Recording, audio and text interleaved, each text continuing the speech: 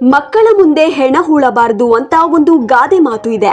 ಯಾಕಂದ್ರೆ ಅದೇ ರೀತಿ ಯಾರನ್ನಾದ್ರೂ ಮುಚ್ಚಿ ಹಾಕಿ ಆಟ ಆಡ್ತಾರೆ, ಅಥವಾ ಎಲ್ಲರೂ ಆಚೆ ಹೋದ ಮೇಲೆ ಹೂತಿಟ್ಟ ಸಮಾಧಿ ಒಳಗೆ ಏನೆಲ್ಲ ಇದೆ ಅಂತ ತೆಗೆದು ನೋಡೋಕ್ಕೂ ಹಿಂದೆ ಮುಂದೆ ನೋಡಲ್ಲ ಎನ್ನುವ ಕಾರಣಕ್ಕಾಗಿ.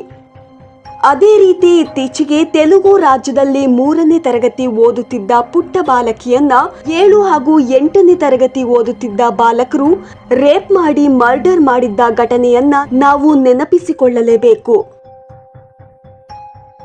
ಇಂತಹ ವಿಕೃತಿ ಚಿಕ್ಕ ಮಕ್ಕಳಲ್ಲಿ ಬೆಳೆಯಬೇಕಾದ್ರೆ ಇದಕ್ಕೆ ಮೂಲ ಕಾರಣ ಮನೆಯಲ್ಲಿರುವ ಹಿರಿಯರು. ಮಕ್ಕಳ ಎದುರಿನಲ್ಲಿ ರೊಮ್ಯಾಂಟಿಕ್ ಸಿನಿಮಾಗಳನ್ನ ನೋಡುವುದು, ಮಕ್ಕಳಿಗೆ ಮೊಬೈಲ್ ಕೊಟ್ಟು ಎಲ್ಲೆಲ್ಲೋ ಹೋಗುವುದು ಅಕ್ಷಮ್ಯ ಅಪರಾಧವಾಗಿದೆ. ಯಾಕಂದ್ರೆ ಅವರು ಅದರಲ್ಲಿ ಏನು ನೋಡುತ್ತಾರೆ ಅಂತ ಯಾರಿಗೂ ಗೊತ್ತಾಗೋದಿಲ್ಲ. ಇದೀಗ ನಮ್ಮ ಕಾನೂನು ಹೊಸ ಕಾಯಿದೆ ಒಂದನ್ನ ಜಾರಿಗೊಳಿಸಿದೆ. ಅದೇನೆಂದ್ರೆ ಅಪ್ರಾಪ್ತ ವಯಸ್ಕರ ಮುಂದೆ ಲೈಂಗಿಕ ಕ್ರಿಯೆ ನಡೆಸುವುದು ಅಥವಾ ಮಕ್ಕಳ ಮುಂದೆ ಬಟ್ಟೆ ಇಲ್ಲದೆ ಕಾಣಿಸಿಕೊಳ್ಳುವುದು ಲೈಂಗಿಕ ಕಿರುಕುಳ ಎಂದು ಹೈಕೋರ್ಟ್ ಹೇಳಿದೆ. ಹಾಗೂ ಇದು ಲೈಂಗಿಕ ಅಪರಾಧಗಳಿಂದ ಮಕ್ಕಳ ರಕ್ಷಣೆ ಪೋಕ್ಸೋ ಕಾಯ್ದೆಯಡಿ ಇದು ಶಿಕ್ಷಾರ್ಹವಾಗಿದೆ ಎಂದು ತಿಳಿಸಿದೆ. ಲಾಡ್ಜ್ನಲ್ಲಿ ಅಪ್ರಾಪ್ತ ಬಾಲಕಿಯ ತಾಯಿಯೊಂದಿಗೆ ಒಬ್ಬಾತ ಕೊಠಡಿಯ ಬಾಗಿಲನ್ನ ಮುಚ್ಚದೆ ಲೈಂಗಿಕ ಕ್ರಿಯೆ ನಡೆಸುತ್ತಿದ್ದ. ಅದನ್ನ ಕಣ್ಣಾರೆ ಕಂಡು ಹೇಳಲು ಹೋದ ಬಾಲಕನಿಗೆ ಹಿಗ್ಗಾಮುಗ್ಗಾ ಥಳಿಸಿದ್ದಾರೆ. ಇದು ಪೊಲೀಸ್ ಮೆಟ್ಟಿಲೇರಿದೆ. ಆರೋಪಿ ಅರ್ಜಿದಾರರು ತಮ್ಮ ಅರ್ಜಿಯಲ್ಲಿ ತಮ್ಮ ವಿರುದ್ಧ ಯಾವುದೇ ಅಪರಾಧ ಮಾಡಿಲ್ಲ, ತನ್ನ ವಿರುದ್ಧ ದಾಖಲಾಗಿರುವ ಪ್ರಕರಣವನ್ನ ರದ್ದುಗೊಳಿಸುವಂತೆ ಕೋರಿದ್ದನು.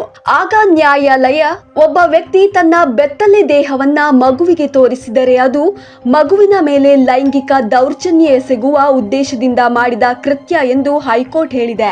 ಮಗುವಿನ ಮುಂದೆ ಲೈಂಗಿಕ ಕ್ರಿಯೆ ನಡೆಸುವುದು ಅಪರಾಧ. ಆದ್ದರಿಂದ ಪೋಕ್ಸೋ ಕಾಯ್ದೆಯ ಸೆಕ್ಷನ್ 12ರಲ್ಲಿ ಲೈಂಗಿಕ ಕಿರುಕುಳದ ಶಿಕ್ಷೆಯ ಜೊತೆಗೆ ಸೆಕ್ಷನ್ 11 ಲೈಂಗಿಕ ಕಿರುಕುಳ ಅಡಿಯಲ್ಲಿ ಶಿಕ್ಷಾರ್ಹ ಅಪರಾಧವು ಅನ್ವಯಿಸುತ್ತದೆ ಎಂದು ನ್ಯಾಯಾಲಯ ಹೇಳಿದೆ. ಈ ಪ್ರಕರಣದಲ್ಲಿ ಆರೋಪಿಗಳು ವಿವಸ್ತ್ರಗೊಳಿಸಿದ ನಂತರ ಕೊಠಡಿಯನ್ನ ಮುಚ್ಚದೆ ಲೈಂಗಿಕ ಸಂಭೋಗದಲ್ಲಿ ತೊಡಗಿದ್ದರು ಮತ್ತು ಅಪ್ರಾಪ್ತ ವಯಸ್ಕರಿಗೆ ಕೋಣೆಗೆ ಪ್ರವೇಶಿಸಲು ಅವಕಾಶ ಮಾಡಿಕೊಟ್ಟಿದ್ದಾರೆ ಎಂಬ ಆರೋಪವಿದೆ. ಈ ಮೂಲಕ ಅಪ್ರಾಪ್ತರು ಕೃತ್ಯಕ್ಕೆ ಸಾಕ್ಷಿಯಾಗಿದ್ದಾರೆ ಎಂದು ನ್ಯಾಯಾಲಯ ಹೇಳಿದೆ.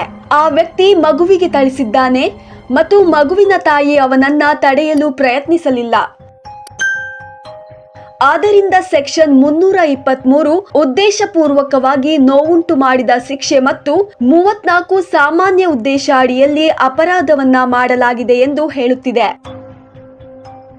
ಇದರ ಅಡಿಯಲ್ಲಿ ಅಪರಾಧಿಗಳಿಗೆ ವ್ಯಕ್ತಿ ವಿಚಾರಣೆಯನ್ನ ಎದುರಿಸಬೇಕಾಗುತ್ತದೆ ಎಂದು ಹೈಕೋರ್ಟ್ ಹೇಳಿದೆ.